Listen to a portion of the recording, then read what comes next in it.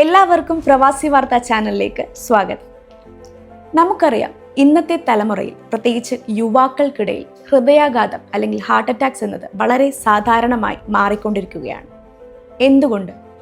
അതിനാൽ ഇത്തരം വിഷയത്തെക്കുറിച്ച് സംസാരിക്കുവാനും അതിൻ്റെ ലക്ഷണങ്ങളെക്കുറിച്ചും കാരണങ്ങളെക്കുറിച്ചും മനസ്സിലാക്കി തരുവാനുമായി യുഎയിൽ ഒരുപാട് എക്സ്പീരിയൻസ് ഉള്ള കരാമ കീർത്തി മെഡിക്കൽ സെൻ്ററിലെ ഡോക്ടർ അഷ്കർ ഖാൻ മുഹമ്മദാണ് ഇന്ന് നമുക്കൊപ്പം അതിഥിയായി എത്തിയിരിക്കുന്നത്. നമസ്കാരം സർ. നമസ്കാരം ഡോക്ടർ. നമ്മളിപ്പോൾ ഹൃദയാഘാതത്തെക്കുറിച്ച് ഒരുപാട് വാർത്തകൾ കേട്ടുവരുന്നു. എന്തുകൊണ്ടാണ് ഈ 20കളിലും 30കളിലും ഉള്ളവരിലൊക്കെ ഹൃദയാഘാതം ഇത്ര പെട്ടെന്ന് കണ്ടുവരുന്നത്? നമ്മുടെ ഇന്നത്തെ സബ്ജക്റ്റ് ഹൃദയാഘാതത്തെക്കുറിച്ചാണ്, പ്രത്യേകിച്ച് യങ്സ്റ്റേഴ്സ് അറിഞ്ഞു കഴിഞ്ഞാലും പ്രായമുള്ളവരറിഞ്ഞു കഴിഞ്ഞാലും ഹൃദയാഘാതം വളരെ കോമൺ ആണ്. അപ്പോൾ പ്രത്യേകിച്ച് എല്ലാവരും ചോദിക്കുന്നത് എന്തുകൊണ്ടാണ് യങ്സ്റ്റേഴ്സിൽ ഹൃദയാഘാതം കൂടി വരുന്നത്. പക്ഷേ യങ്സ്റ്റേഴ്സിൻ്റെ ഇടയ്ക്ക് നമ്മൾ കൂടുതൽ വാർത്താ പ്രാധാന്യം കിട്ടുന്നുണ്ട്. ഒരാൾ ചെറുപ്രായത്തിലേ മരിക്കുമ്പോഴത്തേക്കും അത് പത്രങ്ങളിലായിരുന്നു കഴിഞ്ഞാലും വീട്ടുകാരുടെ ഇടയിൽ നിന്നാലും അതുപോലെ തന്നെ ബന്ധുക്കളുടെ ഇടയിലായിരുന്നു കഴിഞ്ഞാലും നമുക്കത് ഒരുപാട് വാർത്താ പ്രാധാന്യം കിട്ടും. അത് ഒരു കാരണം. രണ്ട്, നമ്മുടെ മാറി വരുന്ന ജീവിതശൈലി. ഇതാണ് ഇതിൻ്റെ മെയിൻ റീസൺ. യുവാക്കളിൽ ഹൃദയാഘാതം വരുന്നതിൻ്റെ കോമൺ ആയിട്ടുള്ള സിംറ്റംസോ അല്ലെങ്കിൽ വാർണിംഗ് സൈൻസോ ഉണ്ടോ, അല്ലെങ്കിൽ സൈലന്റ് ആയിട്ടുള്ള വാർണിംഗ് സൈൻസ് അങ്ങനെ എന്തെങ്കിലും ഉണ്ടോ? ഓക്കെ, നമുക്ക് യുവാക്കൾ, മുതിർന്നവർ എന്നതിനോടൊപ്പം തന്നെ നമുക്ക് കോമൺ ആയിട്ട് ഹാർട്ട് അറ്റാക്കിൻ്റെ സിംറ്റംസിനെ കുറിച്ച് പറയാം. ഹാർട്ട് അറ്റാക്ക് പലപ്പോഴും പെട്ടെന്നങ്ങ് ഉണ്ടാവുകയാണ് ചെയ്യുന്നത്. നമുക്ക് ഒരുപാട് കാലം മുന്നേ പല സൈൻസും വാർണിംഗ് ഒന്നും പലപ്പോഴും തരാറില്ല. ഹാർട്ട് അറ്റാക്ക് മാത്രമല്ല, സ്ട്രോക്കും അതുപോലെ തന്നെയാണ്. ഒരു നിമിഷം അങ്ങ് സംഭവിക്കുകയാണ് ചെയ്യുന്നത്. ഇനി ലക്ഷണങ്ങളെക്കുറിച്ച് ചോദിച്ചു കഴിഞ്ഞാൽ, നെഞ്ചുവേദന പലപ്പോഴും നമ്മൾ പറയും ഇടത് സൈഡിലെ നെഞ്ചുവേദന. ഇടത് സൈഡിൽ മാത്രമല്ല, വലത് സൈഡിലും നെഞ്ചുവേദന അനുഭവപ്പെടാം. അതുപോലെ തന്നെ നെക്ക്, ഈ റീജിയൻ, ജോ റീജിയൻ, അതുപോലെ തന്നെ ലെഫ്റ്റ് സൈഡ്, ആംസ്, ഇതിനെ റേഡിയേഷൻ എന്നാണ് പറയുന്നത്. ഈ ചെസ്റ്റിൻ്റെ പെയിൻ ബാക്കി സ്ഥലങ്ങളിലോട്ട് റേഡിയേറ്റ് ചെയ്യുന്നു.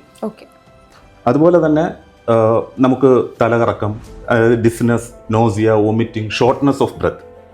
ഈ വേദന തന്നെ നമുക്കൊരു ഇടിച്ചതുപോലെ വേദന അങ്ങനെയല്ല, ഒരു ഭാരം കയറ്റി വെച്ചതുപോലെ ഒരു ഡൾ പെയിൻ ആയിരിക്കും. ഈ വേദന നമ്മൾ വിശ്രമിച്ചാലോ അതല്ലെന്നുണ്ടെങ്കിൽ ഗുളിക കഴിച്ചാലോ ഒന്നും മാറത്തുമില്ല. അതായത് നീണ്ടു നിൽക്കുന്ന വേദന, ഒരു ഭാരം കയറ്റി വെച്ചതുപോലെ. ഇതാണ് മെയിനായിട്ട് ഇതിൻ്റെ ലക്ഷണം. അതുപോലെ തന്നെ അതോടൊപ്പം തന്നെ നല്ലവണ്ണം വിയർക്കും. പിന്നെ താങ്കൾ ചോദിച്ചതുപോലെ തന്നെ ഈ പെയിന്, ഈ പറയുന്ന സിംറ്റംസ് ഒന്നും ഇല്ലാതെയും നമുക്ക് ഹാർട്ട് അറ്റാക്ക് ഉണ്ടാകും. അതായത് നമ്മൾ കേട്ടിട്ടുണ്ടാകും സൈലന്റ് അറ്റാക്ക്. അത് കൂടുതലും ഡയബറ്റിക് പേഷ്യൻസിലൊക്കെയാണ് അങ്ങനെ സൈലന്റ് അറ്റാക്ക് കാണും. ഹാർട്ട് പ്രോബ്ലം ഉണ്ടെന്ന് കരുതുന്ന ഒരു വ്യക്തി എപ്പോഴാണ് ഡോക്ടറെ പോയി കാണേണ്ടത്? ഏറ്റവും ഇമ്മീഡിയറ്റ്ലി, അർജന്റായിട്ട് ഡോക്ടറെ പോയി കാണും. ഒരാൾക്ക് പെയിൻ തുടങ്ങിക്കഴിഞ്ഞാൽ അത് ഹാർട്ടിൻ്റെ ആണോ ലങ്സിൻ്റെ ആണോ വയറുകൊണ്ട്, അത് പറയാൻ കാരണം വയറിലുണ്ടാവുന്ന ചില അസുഖങ്ങൾ നമുക്ക് നെഞ്ചിലേക്ക് പോയി. അതുപോലെ തന്നെ ഗ്യാസ്ട്രൈറ്റിസ് നമുക്ക് നെഞ്ചിൽ. അപ്പം അങ്ങനെയായിരിക്കും, ഇങ്ങനെയായിരിക്കും, അതുകൊണ്ടായിരിക്കും എന്ന് വിചാരിച്ചിരിക്കാതെ നമ്മൾ നെഞ്ചുവേദന വന്നു കഴിഞ്ഞാൽ ഇമ്മീഡിയറ്റ്ലായിട്ട് അടുത്തുള്ള ഹോസ്പിറ്റലിൽ പോയി കാണിക്കണം. എപ്പോഴാണ് ഒരു വ്യക്തി ECG ചെയ്യേണ്ടത്? ഈ ECG എന്ന് പറയുമ്പോൾ 100% വിശ്വസനീയമാണോ? ആദ്യമേ പറയട്ടെ, ECG 100% വിശ്വസനീയമല്ല. അതായത് ഒരു ഹാർട്ട് അറ്റാക്ക് ഉള്ള ഒരാളിന് ചിലപ്പോൾ ECG നോർമലായിട്ട് കാണിക്കാം. നോർമലായിട്ടുള്ള ഒരാളിന്, അതായത് ഹാർട്ട് അറ്റാക്ക് ഇല്ലാത്ത ഒരാൾക്ക് ECG അബ്നോർമലായിട്ടും കാണിക്കാം. കാരണം ഹാർട്ട് അറ്റാക്ക് അല്ലെങ്കിൽ ഹൃദയവേദന എന്ന് പറയുമ്പോൾ ഒട്ടുമിക്ക ആളുകളുടെയും ചിന്ത വരുന്നത് ECG എന്നാണ്. അതാണ് അത് പലരുടെ ഒരു തെറ്റിദ്ധാരണയാണ്. ചെന്നൊരു ECG എടുക്കാം, ECG നോർമലാണെന്നുണ്ടെങ്കിൽ എൻ്റെ ഹാർട്ട് നോർമലാണ് എന്നാണ് പലരുടെയും ധാരണ. പക്ഷേ ECG നമുക്ക് 100% വിശ്വാസം, അതായത് ഹാർട്ട് അറ്റാക്കിനെ റൂൾ ഔട്ട് ചെയ്യുന്നില്ല. ഹാർട്ട് അറ്റാക്ക് ഒരു പെട്ടെന്ന്, ഇപ്പോൾ താങ്കൾ നേരത്തെ ചോദിച്ചതുപോലെ തന്നെ എപ്പോൾ ഡോക്ടറെ കാണണമെന്ന് ചോദിച്ചല്ലോ. നമ്മളൊരു നെഞ്ചുവേദനയായിട്ടൊരു ഡോക്ടറെ അടുത്ത്, ഞാനൊരു ജനറൽ പ്രാക്ടീഷണറാണ്. നമ്മൾ ആദ്യം ഒരു പേഷ്യൻ്റ് നമ്മുടെ അടുത്തായിരിക്കും വരുന്നത് പലപ്പോഴും, അല്ലെങ്കിൽ ഒരു ER എമർജൻസി ഡിപ്പാർട്ട്മെൻറ്റിലായിരിക്കും വരുന്നത്.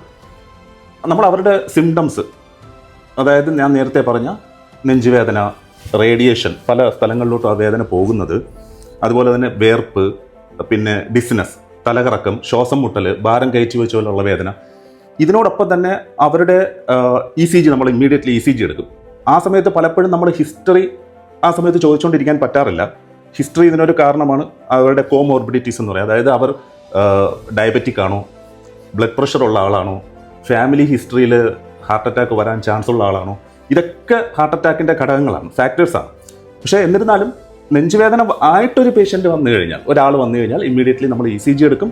അതിനോടൊപ്പം തന്നെ ഈ ഹൈ സെൻസിറ്റിവിറ്റി ട്രോപ്പോണിൻ ടെസ്റ്റ് ഉണ്ട്, ബ്ലഡ് ടെസ്റ്റ്. അത് ചോദിക്കാൻ വരികയായിരുന്നു. ഈ ഹൃദയാഘാതം കണ്ടെത്തുന്നതിനുള്ള കറക്റ്റ് ആയിട്ടുള്ള ടെസ്റ്റുകൾ എന്തൊക്കെയാണ്? ഈ troponin high sensitivity troponin test ആണ് നമ്മുടെ എമർജൻസിയിൽ എപ്പോഴും യൂസ് ചെയ്യുന്നത്. അപ്പോൾ സിംറ്റംസ് ആയി നമ്മുടെ ഭാഗത്ത് ഡോക്ടറുടെ അവരുടെ ഹോസ്പിറ്റലിൻ്റെ ഭാഗത്ത് നിന്ന് ECG പ്ലസ് അതിൻ്റെ കൂടെ തന്നെ നമ്മൾ ഈ ടെസ്റ്റ് ബ്ലഡ് ടെസ്റ്റും വിടും.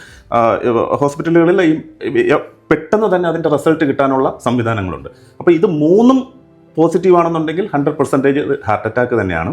പക്ഷേ ഇതിൽ ഈ പറഞ്ഞതുപോലെ ECGയോ ഏതെങ്കിലും ഒന്ന് നെഗറ്റീവ് കാണിച്ചു കഴിഞ്ഞാൽ നമുക്കത് പൂർണ്ണമായിട്ടും ഹാർട്ട് അറ്റാക്ക് അല്ല എന്നൊന്നും പറയാൻ പറ്റത്തില്ല.